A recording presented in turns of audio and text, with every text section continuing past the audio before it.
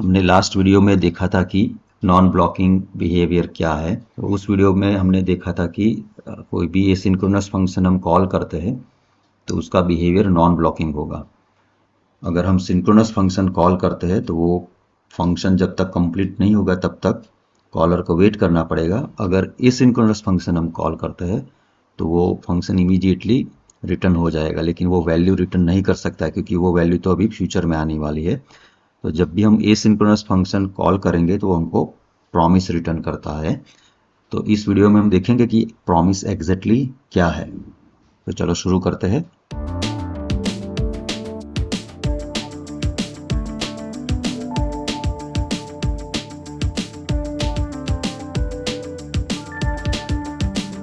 Simple word में हम अगर समझे तो प्रॉमिस एक ऑब्जेक्ट है। तो प्रॉमिस क्या रिप्रेजेंट करता है? प्रॉमिस एक ऑब्जेक्ट है विच रिप्रेजेंट्स अ फ्यूचर इवेंट। तो जो फ्यूचर में जो इवेंट होगी उसको वो रिप्रेजेंट करता है। जैसे हमने कोई एक एपीआई कॉल किया, नेटवर्क कॉल किया, तो उसका रिजल्ट अभी आया नहीं है, उसका रिजल्ट फ्यूचर में आने वाला है। तो ऐसी जो चीज़ है वो रिप्रेजेंट होगी प्रॉमिस से। सो प्रॉमिस क्या है? प्रॉमिस एक प्रॉक्सी है। किसके लिए? जो वैल्यू है जो फ्यूचर में आने वाली है वो अभी हमको पता नहीं है, तो हम वो वैल्यू रिटर्न नहीं कर सकते क्योंकि वो वैल्यू तो अननोन है, मतलब अभी अनडिफाइंड है। तो जब भी हम एसिंक्रोनस फंक्शन कॉल करेंगे तो एसिंक्रोनस फंक्शन इमीडिएटली एक बॉक्स रिटर्न करेगा या एक रैपर रिटर्न करेगा। उस रैपर के अंदर जो फ्यूचर में वैल्यू आएगी एपीआई कॉल की, वो वैल्यू वहां पर आएगी। तो उसको हम समझ सकते हैं कि एसिंक्रोनस फंक्शन एक टोकन जैसा रिटर्न करेगा उसको कॉलर को, और वो टोकन का वो यूज कर सकता है कि जैसे कोई फ्यूचर में वैल्यू आएगी तो वो टोकन में से हमको वो वैल्यू मिलेगी। तो प्रॉमिस को हम एज एक रैपर बोल सकते हैं या बॉक्स भी बोल सकते हैं जिसके अंदर जो वैल्यू होगी वो फ्यूचर में आने वाली है। जो ब्राउज़र है वो इसको इम्प्लीमेंट करते हैं तो उसको जो वैल्यू होगी वो प्रॉमिस रिजल्ट नाम के एक मेंबर के अंदर स्टोर होगी। वो एक प्रॉमिस ऑब्जेक्ट का पार्ट होगा। तो जैसे हमने पहले देखा कि जब भी हम एसिंक्रोनस फंक्शन कॉल करेंगे तो एसिंक्रोनस फंक्शन या एसिंक फंक्शन हमको एक रैपर रिटर्न करेगा या उसको हम बोल सकते हैं प्रॉमिस रिटर्न करेगा। तो उसके अंदर एक स्लॉट होगा जिसके अंदर जो वैल्यू होगी वो फ्यूचर में अवेलेबल होगी। जैसे ही वो एपीआई कॉल कंप्लीट होगा, एपीआई ने हमको रिजल्ट दे दिया, वो रिजल्ट हमको इस स्लॉट के अंदर अवेलेबल होगा। तो ये पूरा जो रैपर है या जो रिटर्न टाइप है एसिंक्रोनस फंक्शन का, उसको हम प्रॉमिस बोलते हैं। अभी हम समझते हैं कि जो एसिंक्रोनस मेथड है या एसिंक्रोनस फंक्शन है वो रिटर्न करता है वैल्यू, तो वो सिंक्रोनस मेथड की तरह वो रिटर्न करेगा। रिटर्न जब होता है वो सेम वे में जैसे सिंक्रोनस रिटर्न करता है वैसे भी एसिंक्रोनस मेथड रिटर्न करेगा। लेकिन जो रिजल्ट है, जो फंक्शन हम कॉल कर रहे हैं उसका जो रिजल्ट है वो तो अभी अवेलेबल नहीं है। तो एसिंक मेथड क्या करेगा? उस केस में वो प्रॉमिस रिटर्न करने वाला है। तो प्रॉमिस क्या करेगा? प्रॉमिस हमको प्रॉमिस करता है कि जो रिजल्ट है वो मैं फ्यूचर में आपको दूंगा, जब भी मेरे पास अवेलेबल होगा मैं आपको रिजल्ट दे दूंगा। अभी समझो कि जो प्रॉमिस ऑब्जेक्ट है वो रिजल्ट को एज अ रैपर काम करता है, लेकिन इसके अंदर जो वैल्यू होगी वो चेंज होगी। जैसे एपीआई प्रोग्रेस करेगा, एपीआई कंप्लीट होगा, वैसे रिजल्ट आने वाला है। तो अभी जो उसको कॉल कर रहा है, एसिंक फंक्शन को कॉल कर रहा है, उसको कैसे पता चलेगा कि रिजल्ट आ गया है या नहीं आ गया है? तो उसके लिए प्रॉमिस ऑब्जेक्ट इंटरनली एक स्टेट डेटा मेंबर भी होल्ड करेगा। तो वो वेरिएबल का नाम होता है या डेटा मेंबर का नाम होता है प्रॉमिस स्टेट। तो जैसे ही रिजल्ट इसके अंदर आया, ये स्टेट वो बदल स्टेट का वैल्यू चेंज होगा, तो जो कॉलर है उसको पता चलेगा। या हम भी देन या कैच मेथड कॉल करेंगे तो उसके बेसिस पर वो मेथड कॉल होगी। तो अब समझते हैं कि प्रॉमिस ऑब्जेक्ट के अंदर वो रैपर है, दो चीज़ें हैं। एक तो है प्रॉमिस रिजल्ट जहाँ पर रिजल्ट आएगा फ्यूचर में, एंड दूसरा है प्रॉमिस का स्टेट। वो रिप्रेजेंट करता है कि अभी जो प्रॉमिस का स्टेट है वो क्या है। जैसे अभी प्रॉमिस काम कर रहा है या प्रॉमिस के ऊपर काम हो गया है, काम हो गया है या रिजल्ट आ गया है, या काम हो गया लेकिन रिजल्ट नहीं आया, मतलब कुछ एरर जनरेट हुआ। तो प्रॉमिस ऑब्जेक्ट के अंदर दो चीज़ें होगी, एक होगा प्रॉमिस का state that represent the current state, and दूसरा होगा प्रॉमिस का रिजल्ट, रिजल्ट क्या है एपीआई का।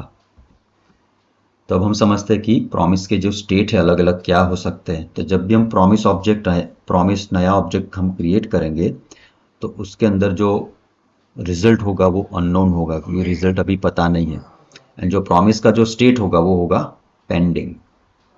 अभी हमने एपीआई कॉल किया तो वो कॉल अभी हो रहा है लेकिन रिजल्ट अभी नहीं आया, तो तब तक उसको प्रॉमिस का स्टेट वो पेंडिंग रहेगा।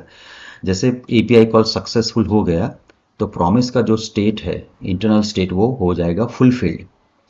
एंड जो प्रॉमिस ऑब्जेक्ट है, जो पहले वैल्यू अननोन थी, जैसे हमने क्वेश्चन मार्क्स यहाँ पर दिखाया है, वो अननोन वैल्यू अभी अननोन नहीं रहेगी क्योंकि हमने रिजल्ट हमको मिल गया है। तो वो प्रॉमिस ऑब्जेक्ट के अंदर वो एक्चुअल एपीआई का रिस्पॉन्स होगा या रिजल्ट होगा। अगर दूसरा केस है कि जो प्रॉमिस हुआ वो फेल हो गया, जैसे नेटवर्क कॉल है वो फेल हो गया कोई भी रीज़न से, तो जो प्रॉमिस ऑब्जेक्ट होगा उसका जो स्टेट होगा वो होगा रिजेक्टेड। सो हम यहाँ पर से देख सकते हैं कि 3 स्टेट है प्रॉमिस के। जब भी हम प्रॉमिस नया बनाते हैं तो उसका स्टेट पेंडिंग होगा। अगर वो एपीआई कॉल या कोई भी हम ऐसा कॉल कर रहे हैं जो एसिंक है या ब्लॉकिंग होने वाला है, तो उस केस में अगर वो कंप्लीट हो गया, उसके बाद अगर सक्सेसफुल हो गया तो वो उसका स्टेट होगा फुलफिल। अगर वो कॉल कोई रीज़न से फेल हो गया तो उसका स्टेट होगा रिजेक्टेड। दोनों चीज़ हम कंबाइन करके देखते हैं कि क्या चेंज होगा। तो एक हमारे पास है प्रॉमिस ऑब्जेक्ट का जो एक्चुअल रिजल्ट होगा वो, एंड दूसरा है कि प्रॉमिस का एग्जैक्ट स्टेट क्या होगा।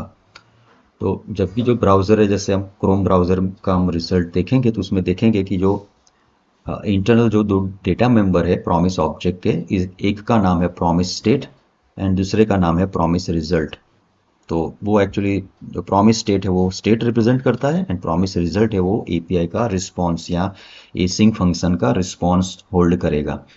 तो जब भी हम प्रॉमिस नया बनाते हैं, जैसे when हम प्रॉमिस ऑब्जेक्ट क्रिएट करेंगे, तब उसका जो स्टेट होगा वो होगा पेंडिंग एंड उसके अंदर जो रिजल्ट होगा वो होगा अनडिफाइंड, क्योंकि वो अभी पता नहीं हमको। जब भी प्रॉमिस सक्सेसफुल हो गया, सक्सेस हो गया, तो जो स्टेट होगा वो हो जाएगा फुलफिल्ड।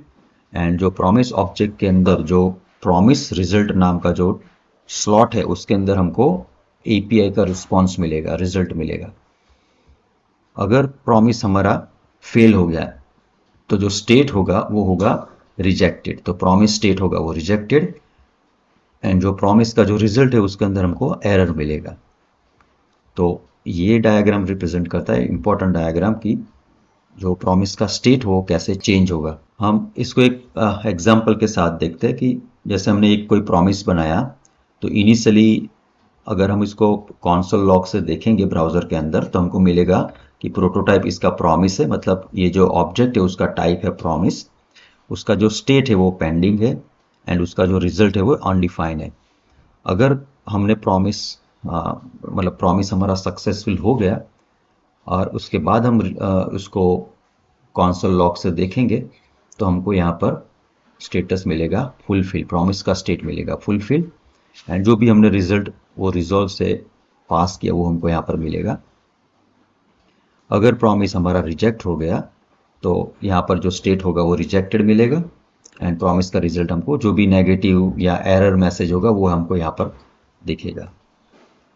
तो इस वीडियो में हमने देखा कि प्रॉमिस हम ऑब्जेक्ट बनाते हैं तो उसका जो स्टेट क्या होगा और उसके अंदर जो रिजल्ट क्या होगा, एंड जैसे प्रॉमिस सक्सेसफुल होगा या फेलियर होगा तो उस केस में क्या चेंजेस होंगे प्रॉमिस ऑब्जेक्ट के अंदर। अब हम आगे के वीडियो में देखने वाला है कि इसका हम यूज़ किस तरीके से करेंगे एंड जो उसका कॉलर है उसको कैसे पता चलेगा कि मुझे इसका वैल्यू मिला या एरर मिला। तो हम देन एंड कैच का यूज़ करेंगे प्रॉमिस ऑब्जेक्ट के ऊपर। तो thanks for watching and happy learning.